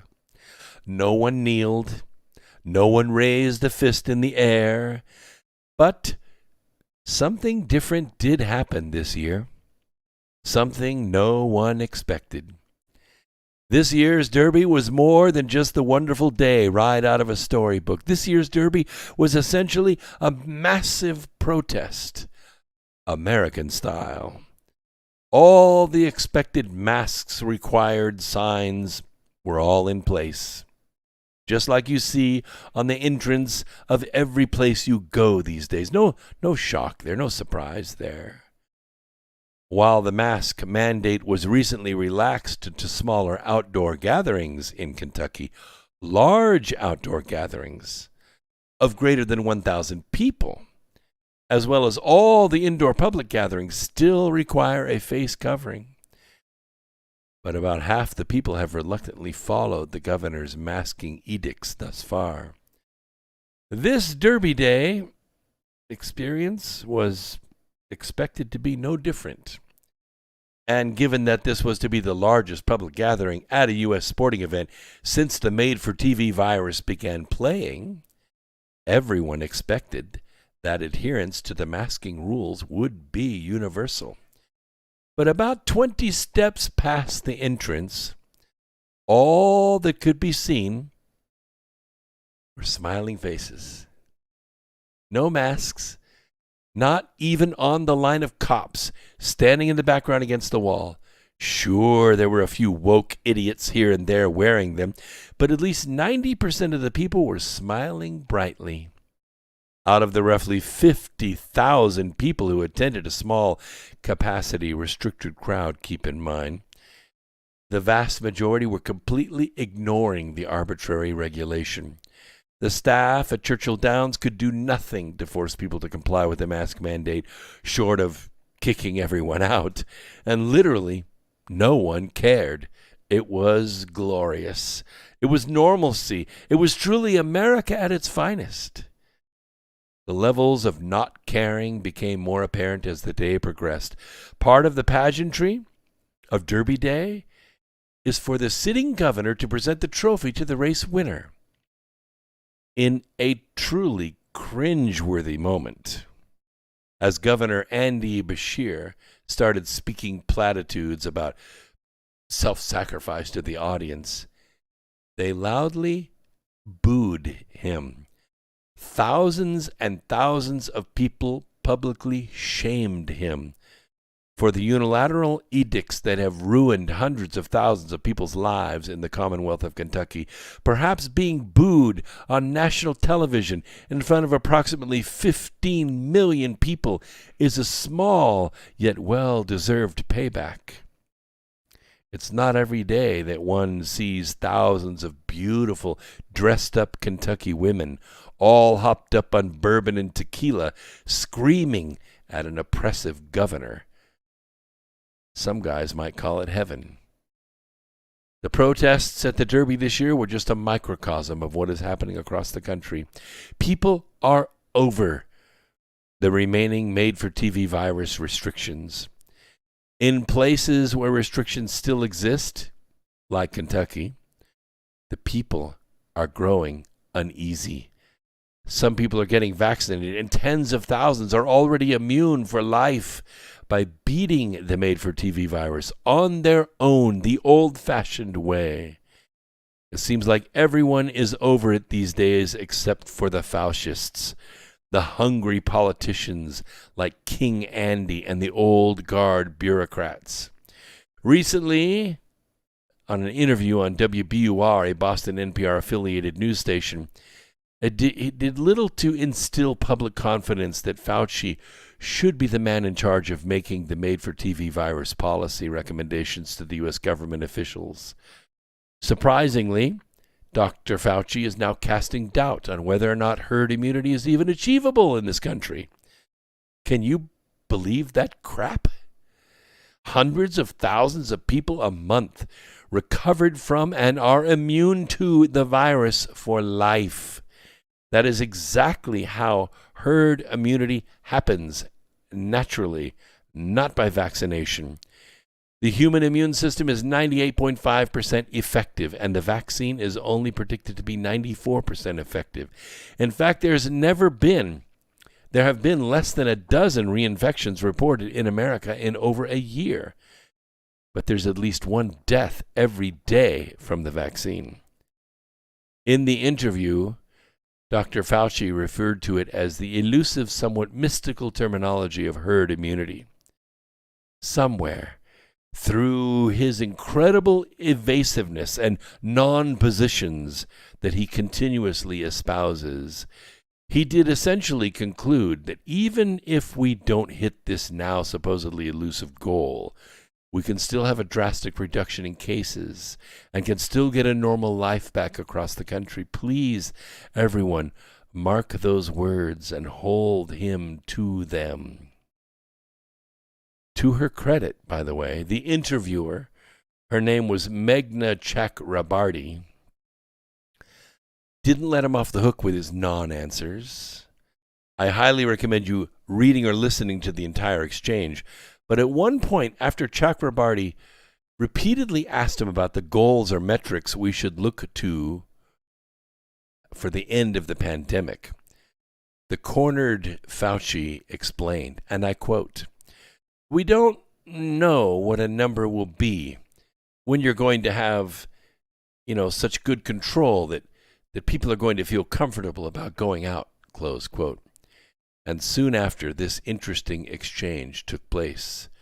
Chakrabarty: "Okay, so this is really important, Dr. Fauci, because again, it seems it keeps getting back to people desperately wanting to know, as you said, when can they get back to their regular lives? So we don't know what that number is regarding the made-for-TV virus." Fauci: "Right." Chakrabarty: "But we're going to have to make that's actually a subjective decision, right?" "Right." Aha. He finally admitted it. The control these officials hold over your life is his subjectivism. It actually has been since day one. Fauci is non-committal about when people should feel comfortable enough to live life normally again. Well, stop the presses, Doc, and look no further. If the question is, when will people feel ready, I have the answer. Right now. Actually, how about yesterday? Look at the Kentucky Derby, where citizens blatantly disobeyed a once-beloved governor's mandates and booed him on a national stage because those edicts still persist long after their effectiveness. Think of those defiant people in Kentucky on that Saturday who were stupidly commanded to wear a mask outdoors, in the open air, in the sunshine, and compare them to those in a completely open state like Florida, where people have been living essentially normal lives since day one of this whole ordeal, with similar morbidity and mortality outcomes as their more oppressive counterparts, I might add. Reality is literally screaming at you, America. From behind a bed of roses and mint juleps, we're ready. Your ambiguous, non-committal, completely subjective advice is continuing to fuel power-hungry politicians to lord over us like cattle in a field. And guess what? We're sick of it, and we're not taking it anymore. We're ready for the made-for-TV virus final episode to end. And I know you're with me. I know you are. Otherwise, you wouldn't be listening to this program. So now I need to tell you a little bit about something we have talked about from time to time. And I don't want to be an alarmist, but I have told you how this scenario may play out, or how it does play out in war rooms, where foreign powers consider a first strike against the cantankerous America. And it was less so with President Trump, even though he was very firm and he was America first. He also encouraged other countries to put their countries first. And everyone helped everyone. It's sort of like you pray for me, I pray for you, and that's the way it worked. President Trump wasn't president of the world. He was president of the United States. He led America and Americans out of a deep hole that had been dug over decades by the Democrats. So this first strike has a certain elements. One is beginning with the EMP, electromagnetic pulse, to kind of poke out the eyes of people that might be watching the shores and the skies, and then to sneak in strategic weapons to do more serious damage against command and control and discourage us from shooting back, basically taking us off the world stage as a world power temporarily so that they can assume power. Well, one of those components just took a major step forward, and I mean in the last few hours. Russia has announced that it is going to test 3 of its new Satan II intercontinental ballistic missiles. Yes, and it's going to happen in the next few months. Now, these are not ordinary ICBMs. When I was in the Air Force, I used to chip the ice off the rails behind the doors of the Minuteman missile silos up there in North Dakota, so I know what I'm talking about, those missiles. They don't just launch like little Kim up into space and then fall back to Earth. That's not the way these missiles work. The U.S. has all kinds of defenses against missiles like that. These high-technology Russian missiles are designed with a fractional orbit bombardment system. In military terms, we call this FOBS, F-O-B-S. Although we might be able to track the actual missile, the actual rocket going up, because we can tell when the candle lights. The continent would only have a 2-minute warning. Our continent would only have a 2-minute warning once the hypersonic warheads equipped with independent steering and targeting capabilities deploy. In other words, once the nose cone of the missile opens up and the warheads take off in their various directions, we have 2 minutes. The only difference between a test and this missile, or these 3 missiles, is that nose cone opening up. That's the only difference. We can't tell what's inside of it until it opens. Each Satan II ICBM, which is also known as the RS-28, has an 18,000 kilometer range. That is basically enough to go halfway around the world. And it's equipped with up to 24 hypersonic gliders designed to evade all of our defenses. And there's currently nothing in the world that can touch these warheads once they're deployed. They're supersonic, they're maneuverable, and they're just glide vehicles, which means they don't have a rocket on the back of them to light them up. They glide in the coldness of the high atmosphere.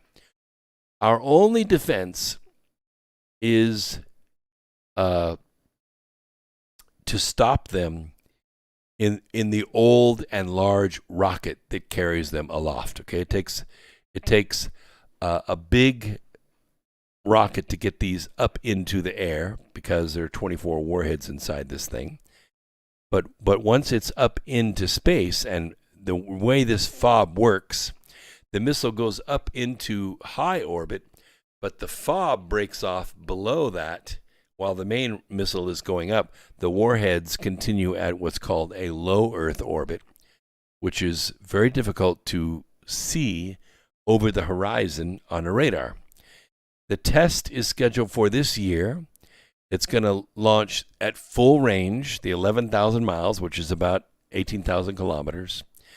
The RS-28 is the most powerful nuclear weapon in the world. The RS-28 can carry 10 very large warheads plus 16 smaller ones, or up to 24 hypersonic boost glide vehicles, each 400 times more destructive than the nukes dropped on Japan. Now you think about it. This is what makes this test safe and yet strange. The RS-28 speculated trajectory for this test is not going to be over the North Pole. It's going to be over the South Pole, completely immune to any current missile defense system. I'm going to explain what this means in just a little bit. I don't have much time, so I'm going to get this in here. The Fractional Orbit Bombardment System, the FOBS, was a nuclear weapons delivery system. It was developed in the 1960s by the Soviet Union. One of the first Soviet efforts to use space to deliver weapons. The FOBs envisioned launching nuclear warheads into low Earth orbit before bringing them down on their targets. Now, these would be flying at somewhere around 16,000 miles an hour in low Earth orbit. It's a quickly decaying orbit, but they could go around the Earth several times at that altitude, and literally they go around the Earth every 2 hours. So you don't know which orbit it's going to be when they head down. And we're not sure that there are not already nuclear weapons in orbit around from other countries like North Korea, China, Russia, and yes, even the United States. Because, we have the X-37B that stays up in space, and it has a cargo bay about 10 feet long.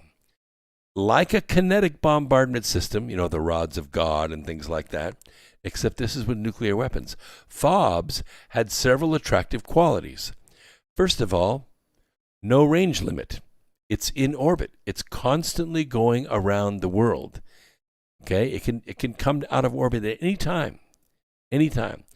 Because it is in orbit all the time, going around the planet once every 2 hours. Its flight path has absolutely nothing to do with its target. And the warheads could be directed to North America over the South Pole, which would completely evade detection by NORAD's north-facing early warning systems. The maximum altitude would be around 150 kilometers. Energetically, this would require a launch vehicle very powerful, but it's totally possible, and this is what they're actually going to put up.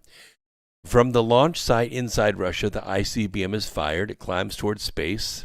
However, on its way up, it drops one or more of these FOBs at about 150 miles up. That's just under the orbit of the space station.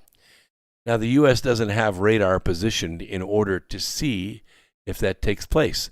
We can see higher, but we can't see over the horizon that way. Even shipborne radar out in the Pacific Ocean off Russia's coast would not be able to make predictions as the ICBM climbs into the sky because the ships in the Pacific, they're too far away from the interior of Russia for ship radar to reach such a distance. It's over the horizon, and radar is line of sight. As the FOBs are deployed, they begin their own travel, perhaps in the same direction the ICBM was fired, but there's no rule about that either. We won't know, and we have no way of finding out early enough to do anything about it. Very low orbit vehicles are hard to track unless they travel right over your head, and they could just steer them away from any nav aids that could pick it up. Now, at the earliest inception point of the FOBs, the United States of America would only have 2 minutes warning. That's it. That's line of sight for these hypersonic vehicles. 2 minutes. What can you do? What can you do in 2 minutes? I bet you can't brush your teeth in 2 minutes. I bet you can't put your shoes on, tie them, walk down the stairs, walk out the front door, and put the key in your ignition in 2 minutes. You can do virtually nothing to protect yourself in 2 minutes. And here's the kicker. Which 2 minutes? Right. You see, this gets worse. Let's presume for the moment that the missiles are test launched toward the South Pole, as they described in the Russians' announcements. And let's assume they deploy the FOBs at about 150 miles up. These are two reasonable assumptions. As before, we do not have radar capable of knowing the FOBs are on their way, but this time the FOBs are traveling south. They orbit around the South Pole, and guess what happens? Every direction from there is north. Every direction from there is north. The United States does not have any long-distance early warning radar facing south. None. You'll recall, if you've been listening to this program, back in 2012, we began telling you about this. Barack Obama ordered the TAR system to be dismantled, the Tethered Array Radar System to be dismantled. By the way, years before the end of the contract, and to the protest of the company that put them up and the Air Force Base down in Pensacola. I'm telling you, they were furious about this because the dismantling of this tethered array radar system it poked out our eyes, because this hovered at 15,000 feet, and it gave us far over the horizon view of way across the Gulf of Mexico with radar, which we do not have now. That system was our only protection against missiles launched across the Gulf of Mexico.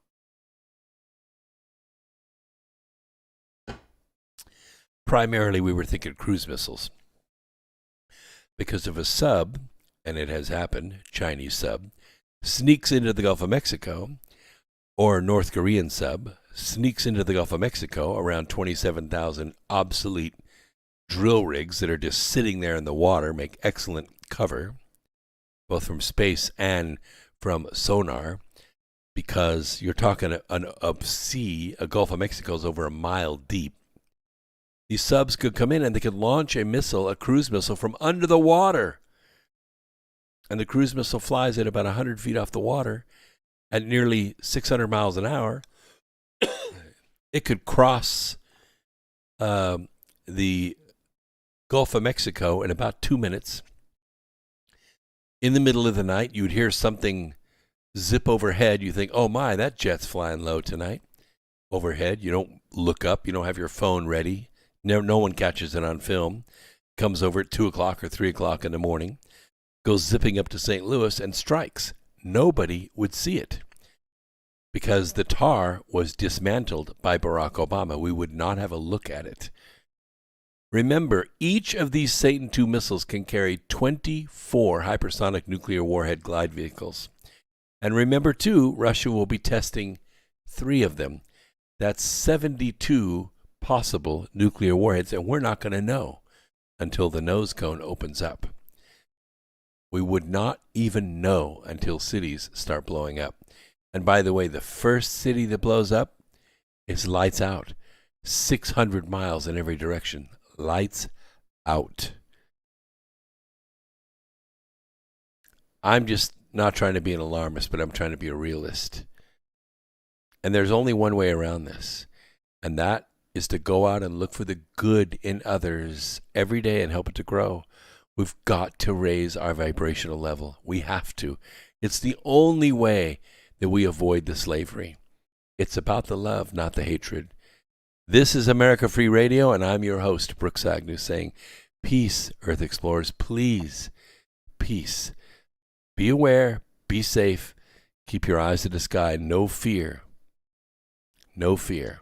We'll see you Sunday night here at 8 o'clock on America Free Radio. This has been Revolution Radio on freedomslips.com, the #1 listener-supported network in America. Go to freedomslips.com and please become a Patreon and support us with $5 a month. 100,000 of you do it. We could change the world. We could change the world. Be good, Earth Explorers, and be good to one another. It's a great time to be alive. Let's go motorcycle riding this week. What do you say? Should be some music any second from the studio at the producers of Revolution Radio. Thanks so much for being part, and congratulations to the winners of Lemons on D Live. It's been a great pleasure having you here. Don't be afraid. We'll see you Sunday night, 8 o'clock.